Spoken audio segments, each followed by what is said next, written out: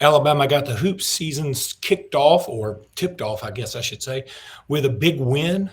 Looked mighty good doing it. And also, we're going to talk a lot about recruiting today. Locked On Bama, your daily podcast on the Alabama Crimson Tide. Part of the Locked On Podcast Network, your team every day.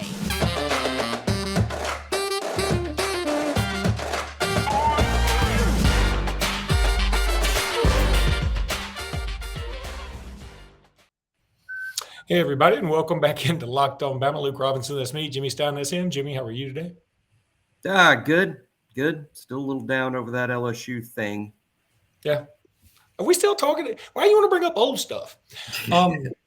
First of all, thank you for making us your first listen when it comes to all things Alabama podcast. Secondly, this episode is brought to you by Sling TV. Sling TV, go check them out. Just Google it, Sling TV. You'll love it. Okay.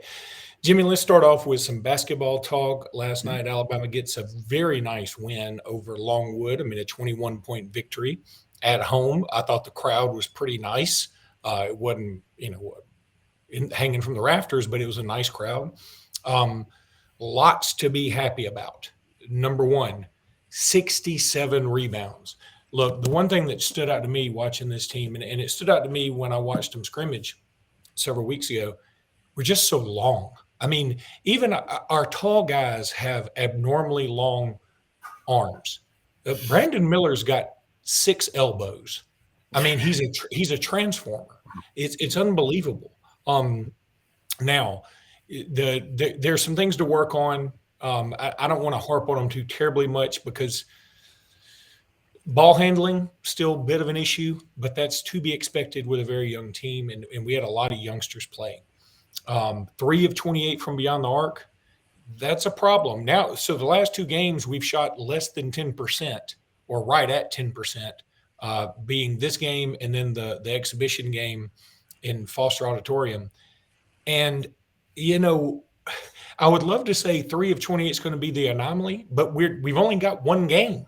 So, I mean, we're going to have to play a lot of games before we say, boy, that was crazy. We went 3 of 28. Right now, I have to think, we're not going to be a great three-point shooting team again. That being said, 67 rebounds is the most in a regular season game since like 2010. Brandon Miller is awesome. Noah Clowney, awesome. I thought Charles Bediako was in much better control of his body, really carried that extra weight well. Took a while for Bradley to get going, but once he did, he looked good. Sears was nice. I think he'll get better. Gurley only played like 7 minutes. I guess he's a little banged up. I tried to dig into that a little bit more and ask a few people, and they said, first of all, we've got a lot of good dudes. So, frankly, some of our freshmen may be a little better than Gurley. But secondly, he's a little banged up, so don't read too much into that. But overall, very happy with the performance, and I can't wait to get down there and check them out against Liberty on Friday. The 67 rebounds is so crazy that after the game, I was talking to some buddies in the media. One of my mates at Bama Insider was writing the post game, and I reviewed it. Sometimes we review it to make sure there's not errors in it and review each other's stuff right before it goes out and is published. And I immediately texted him, and I'm like, double check this number. This sounds like a cartoon. He's like, no, it's that's right, 67. I'm like, I didn't know you could get 67 rebounds in a game. That's like a new sports number to me. Like, I thought rebounds sort of tapped out in the 40 range. I didn't know there was a 67 rebound number. So that's amazing. And you already pointed out in your initial statement about the length of this team. It's our best trait. Is just the length. We're long. That should make us excellent defensively. Should be really good defenders. 5 guys that are like Plastic Man out there. I mean, that's a huge advantage. Now the shooting, I'll go ahead and say you're right. You can't just have one game and make assumptions about how the whole season will look, or hey, this is where we'll be good and this is where there'll be a problem.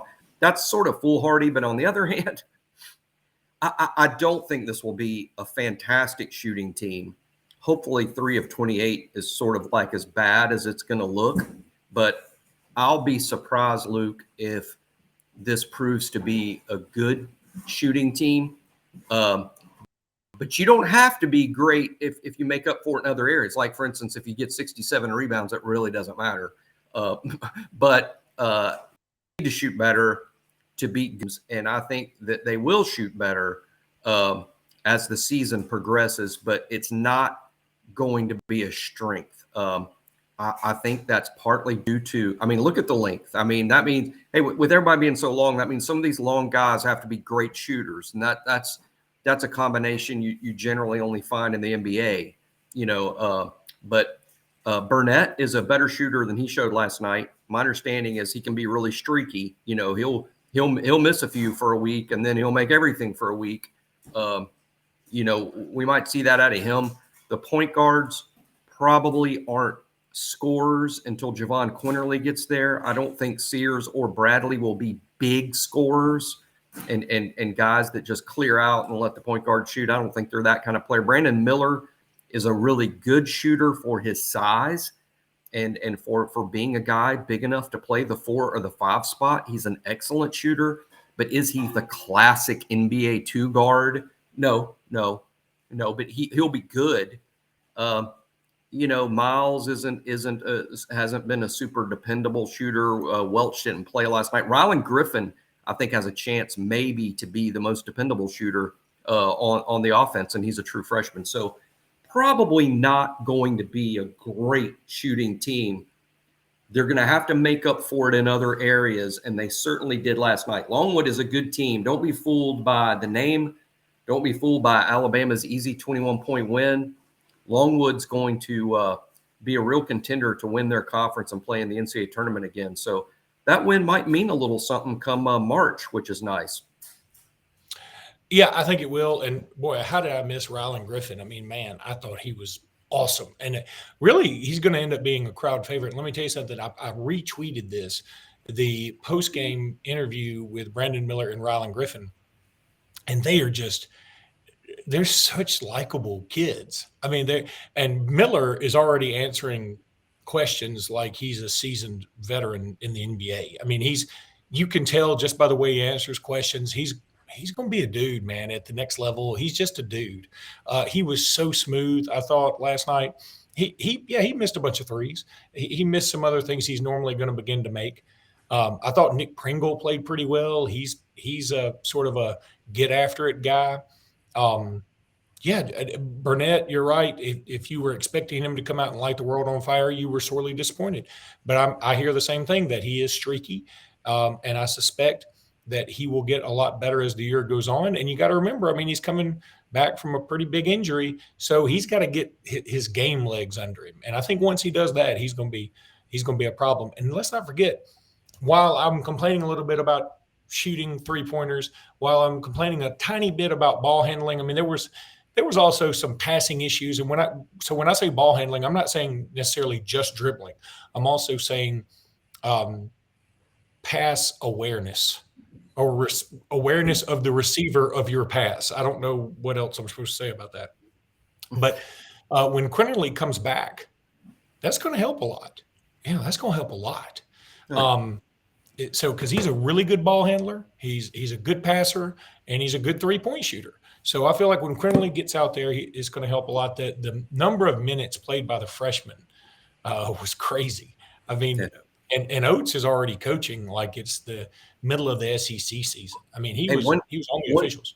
One super positive thing about the freshmen, Luke, 2 freshmen in the starting lineup, Miller and Clowney, and they weren't even the leading freshman scorer. That was Rylan Griffin off the bench. So that's impressive stuff. And the 4th freshman, Jaden Bradley, maybe didn't have the hugest game statistically, but I really like what I saw of him. He is a smooth-looking athlete. Jimmy, I needed now to tell everybody about Simply Safe. I mean, look, they're one of our fantastic sponsors. You know they are. If you've thought about securing your home with home security at all, but if you have been putting it off, you'll want to listen to me right now. Look, Locked On Bama listeners can order the #1 rated Simply Safe home security system for 50% off. That's half off. This is the biggest offer of the year, and you don't want to miss it. Look, I love it because we have it at my house, and it's awesome. My wife feels so much more safe. We have a 6-year-old daughter. You want to feel like you have no problems in your house. And look, crime's up, and so you want to have a security system that you can trust, and that is Simply Safe. Simply Safe was named the best home security system of 2022 by U.S. News and World Report. That's the 3rd year in a row they've received that award. Go to simplysafe.com. In an emergency, 24/7 professional monitoring agents use Fast Protect technology exclusively. This is exclusively from Simply Safe to capture critical evidence and verify the threat is real, so you can get priority police response. Don't miss your chance to save big on the only security system I recommend. Get 50% off any new Simply Safe system at simplysafe.com/URL today. This is their biggest discount of the year, so don't wait. That's simplysafe.com/LockedOnCollege. There's no safe like Simply Safe. Jimmy is nodding in approval. All right, Jimmy, I want to talk a little bit about an article that was on your website on 3 from our boy Andrew Bone. This is really kind of cool. He said, this is the recruiting hot board. Okay. Now, I'm not going to go through every single one of these because, well, you know what? Maybe we will go through all of them because we got 2 segments. Let's do that. Yeah. He does it like a real hot board. If you're familiar with Alabama websites at all, you know what a hot board is. But it comes to quarterbacks. Alabama has 2 commitments in Eli Holstein and Dylan Lonergan. He said the confidence level that their stick is very high, and he really didn't have anything else to say. He's like, there's no other targets. That's sort of it. So I don't know that there's a ton to add to that. But then come to running backs. Commitments, of course, are Richard Young and Justice Haynes. By some accounts, the top 2 running backs in this class. He said the confidence level in both of them sticking is high, not very high, high. And this is what he had to say. Justice Haynes, along with his father, have been pretty adamant in our interviews and conversations. The commitment to Alabama is very firm. Justice had always planned to attend Georgia's game against Tennessee. I'm sure there was plenty of emotion. Georgia is fighting hard to flip him, and the conversations will continue. Alabama remains in the driver's seat to keep him. I think that's all very true, what he's saying, and I know that there's some wringing of hands right now. Basically, look, Alabama fans right now are kind of shell-shocked, so they're expecting even more bad news to come down the pike. I feel like we keep both these kids in the class. Haynes and Young, yeah, I worry a little bit. It's funny, that's a Haynes and Young thing because they play running back. The real pairing with Haynes is actually his best buddy, Caleb Downs, the safety that's committed to us. I think the real concern is really Haynes and Downs as opposed to Haynes and Young.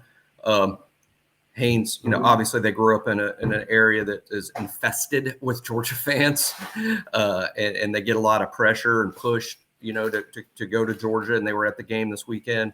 I believe they'll stick. I'm very hopeful they'll stick. Is it 100% certain they will? No. As we know, commitments are non-binding. Georgia's having a good year. There's a lot to like about that program right now. They could also see Alabama as a place that they could make a little more splashier entrance because as we know from this season, Alabama could use a talent infusion at several spots. So I'm worried about those 2, Haynes and Caleb Downs.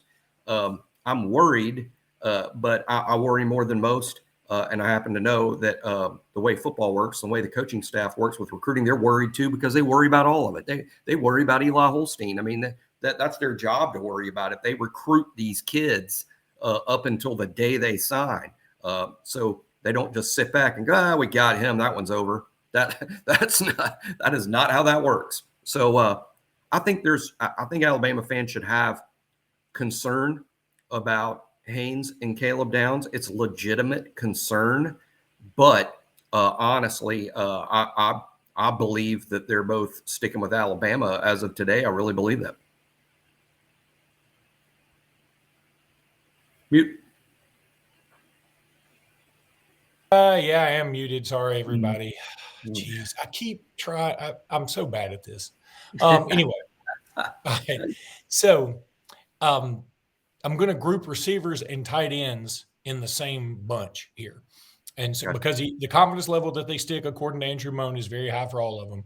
Malik Benson, Jalen Hill, Cole Adams at receiver, and Ty Lockwood at tight end. Now, he also mentions Jaron Hamilton from Florida, potentially as another wide receiver target. That's the only one he mentions. And then as a tight end target, he only mentions Lawson Lucky. He does mention Deuce Robinson, I should say, but I think we all know Deuce Robinson will not be going to the University of Alabama. Right. Yeah, I think that wide receiver and tight end group set with potentially the addition of Jaron Hamilton from Gainesville, Florida. I'm very excited about the wide receiver group, primarily because of Malik Benson. Alabama needs, it's the number one issue on the team, in my opinion, of all the units on the team that have underperformed or not performed to what we believe they would. The wide receiver group headlines that. I think you need someone coming in that not only is going to play, but ideally you need somebody coming in that can be wide receiver number one. I mean, the go-to, hey, we need a splashy Devontae, Ruggs, Judy, Ridley, Julio, Cooper. We need a dude like that again. That could be JUCO Malik Benson, who just has every tool. Love the highlight tape. Hey, to be honest, I've talked about this before on the show, Luke. When I heard we were involved with a junior college wide receiver at the time this summer, I hadn't seen this group play, by the way, yet, but at the time this summer, I was like, why are we going to take a JUCO wide receiver in the age of the portal? It doesn't even make any sense. And I don't like this. And then I watched the tape and I'm like, we've got to sign this kid. We've got to sign him. My buddy Joseph Hastings, a Bama insider, he said today he believes Malik Benson might be the second best receiver prospect in this class behind Zachariah Branch, who's a freak. He thinks Benson might be second best if you count junior college guys and high school guys together. So really excited about Malik Benson, who would have a legitimate chance to be the best wide receiver on the football team next season. Then he goes to offensive line. Raymond Polito, Quez McKeldry, Olius Allenin. God, boy, can we sign some John Smiths, please? Wilkin Formby and Miles McVeigh. You did the last two really good. You nailed those last two. The confidence very high. They all stick. And then there's Samson Okunalolo and Caden Proctor, 2 5-stars that Alabama is in on and has been on, but one of them is committed to Miami, one of them's committed to Iowa, and I doubt either one of them flips. So, I guess that's all positive. And I guess in this next segment, what we'll do is go over the defense, but go ahead and make your comments on the offensive line. I like the group as a whole. One thing you can tell, this is a big group. And by big, I don't mean the numbers. I mean, the number's 5. I suppose that's about as many offensive linemen as you'd want to sign in one group. But what I mean by big is these are all huge guys. This is a really supersized offensive line guys. Every one of them are big. And Alabama needs to get more physical up front. We need to be better up front on offense. And maybe signing these big guys will do it. My only word of caution is I personally, this could, all 5 of these guys could prove me wrong. And I hope they do. But I don't see any of the 5 as like they'll show up and take a starting spot. I don't see any of them as instant true freshman starters. Thankfully, we're probably not in need of that, as so many of the offensive line starters from this group will return. But I don't see the Formbys or Allenines or Polito, McVeigh or Raquez from Anniston. I don't think any of the 5 will be immediate starters, though a couple of them could play as freshmen. I'm pretty high on all of them in the long term. Offensive lineman is a developmental position with those guys. It can take a while to get their bodies where they need to be to play SEC football. I like all of them in the long term. Not sure any of them are 2023 starters. Jimmy, I need to take this opportunity now to tell you about Built Bar. This is one of my favorite sponsors we have here. I absolutely love Built Bars. They are fantastic. Can we pause this pod just for a second? Okay, so you can pause because I got to talk. I need one. Great. I'm glad we paused it. You got to try this. I'm talking about Built Bar's new reimagined flavors. Cookie dough topper, coconut brownie bar, coconut brownie topper. White chocolate peppermint granola is Built's take on granola bar, so it's more filling and still insanely tasting. And candy cane brownie, my goodness, that's a puff. Built puffs are like biting into the universe's most delicious cloud. I'm telling you, they're awesome. Get 15% off your order right now using the code LOCKEDON15 at Built.com. Built, you just got to try these things. You're going to love the Built bars. You're going to love the Built puffs, all of it. I'm not kidding. There will not be a time that you feel like, hey, I shouldn't order these. You'll never feel that way. You'll always feel like I should have ordered more of these. Get 15% off your order right now by using the code LOCKEDON15. That's all one word, LOCKEDON15 at Built.com. LOCKEDON15 at Built.com. Trust me on this one. You're going to love them. Go check them out, Built.com. All right, on to the defense, as they say. I don't know if it's a saying or not. Doesn't matter. So defensive line commitments right now, Jordan Renaud, Hunter Osborne, and Edric Hill. He believes that all of these guys will stick to their commitment, which is a very good thing. Then there's James Smith, that one of the remaining targets, along with David Hobbs and Jordan Hall. He didn't even list a confidence on James Smith, which is a little weird. But he said he does. He said confidence level pick Bama is high. That was sort of grouped in with something. On the confidence on the other two, though, was sort of low to medium. Right. I think in the end, we probably end up with James Smith and those other guys that already committed, and that's it. He also brought up Peter Woods, Kelby Collins, and David Hicks, but the confidence level on all those is pretty low. Yeah, James Smith, I think, in terms of there's some critical dudes on the board. There's some critical uncommitted kids that Alabama really needs in this class. We've talked about the Carver-Montgomery duo forever in this group. We're going to be talking about them all the way up to signing day because I believe, I'm guessing, but I believe they will be signing day decisions. Quay Russaw and James Smith. And Alabama needs both of those kids, something fierce. Hey, if you end up with Smith, Renaud, Edric Hill, and Hunter Osborne, really good defensive line group, really good. Maybe not the grand slam home run that it could have been, but almost no one is going to sign a better group. That might be the best defensive line group in the country. If not, it would be on a very short list. Then he talks about linebackers, of course. Linebacker recruiting has always been pretty big for Alabama. And we've got commitments from Yanzi Pierre and Justin Jefferson. Justin Jefferson, of course, from JUCO. I mean, I really like it. Maybe my two favorite commits are both JUCO guys this year. That's kind of weird. Confidence that they stick is very high.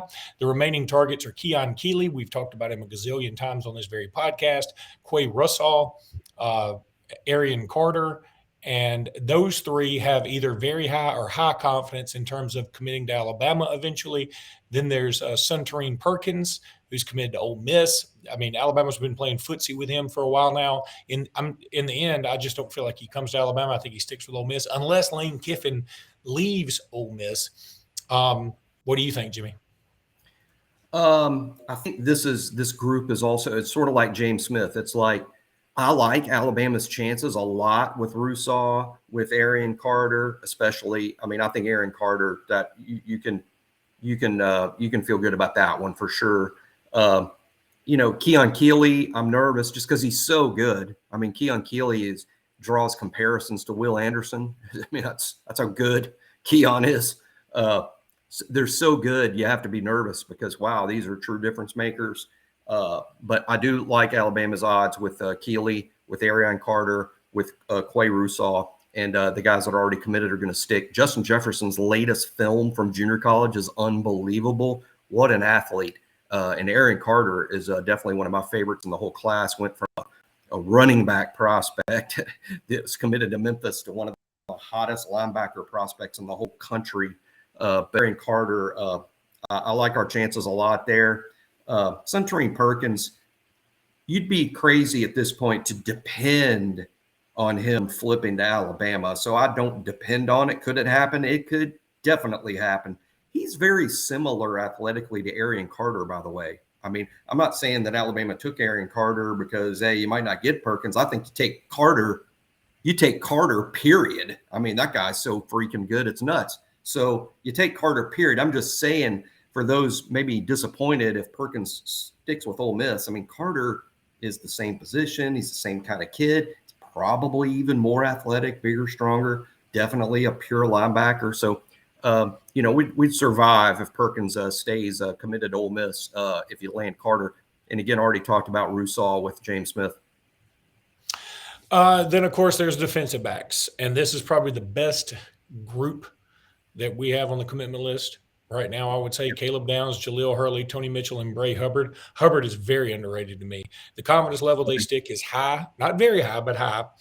Of course, Downs, you've talked about him earlier in this podcast that, Andrew Bone actually says, I expect him to stick with his decision, but it's a war. Now, the remaining targets are Desmond Ricks, who just reclassified that we all know about. He's no relation to Eli Ricks, by the way, for the 100th time.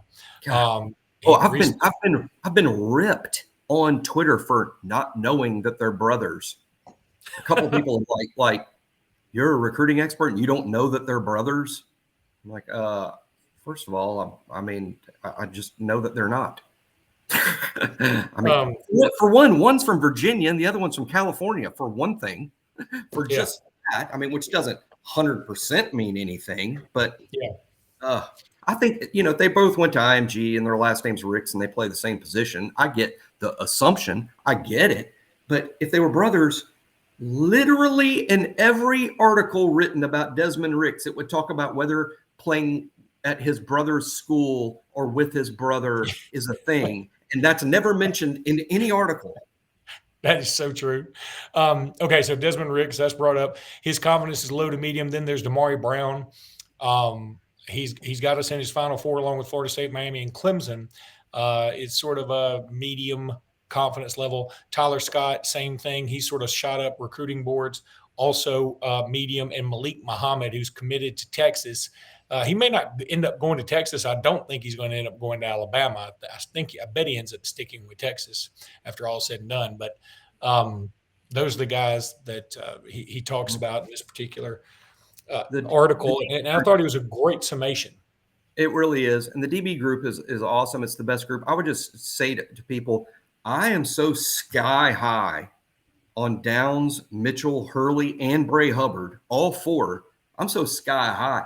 I'm not going to be all in the doldrums if we can't add to that group. That group, those four could all play early.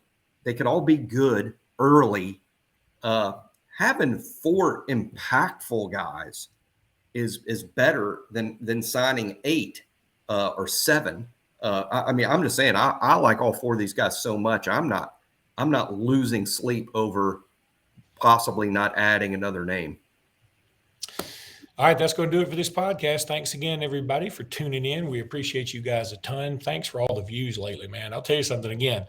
Losses, we hate them, but they're good for views, I guess. So whatever. I guess I got to look for the silver lining, don't I? Anywho, thanks again, everybody. Appreciate all you guys, and roll tide till tomorrow. Roll Tide.